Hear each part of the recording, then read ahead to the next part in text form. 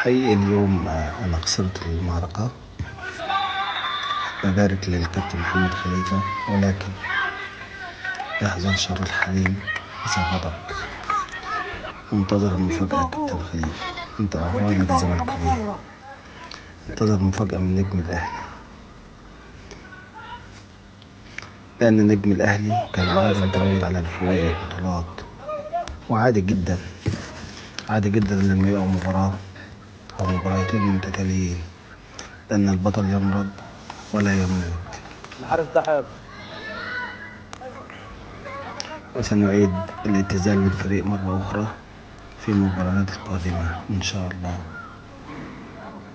استعد يا كابتن خليفة أنت وعوانك،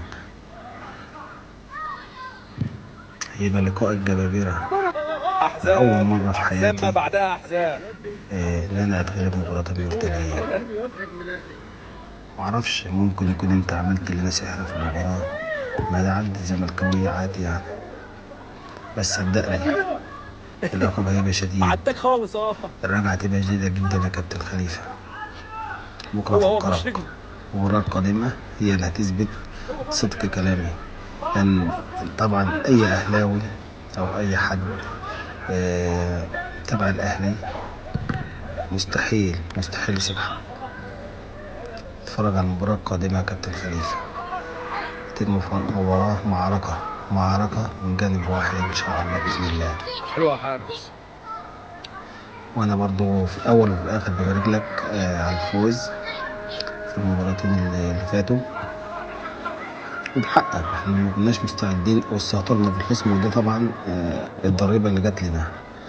المفروض ما كناش نستهتر بيك زيادة عن اللزوم، وانت اللي اديتنا الفرصة اللي احنا نستهتر بيك برضه يا كابتن خليفة. يعني انا كسبك 10 15 مباراة متتالية، فلازم نقع مرة ولا مرتين، فده احنا اللي غلطانين صراحة يعني. فان شاء الله. واخيرا استعد المعركة يا كابتن خليفة. سلام يا كابتن.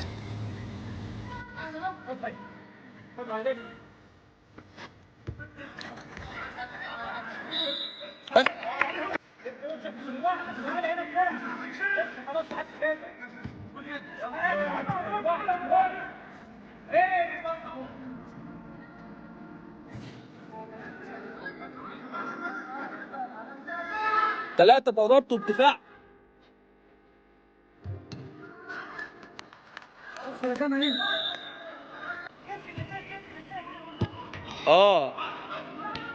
واخد استمارة 6.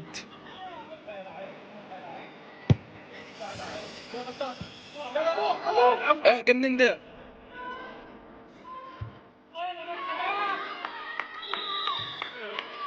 لا هو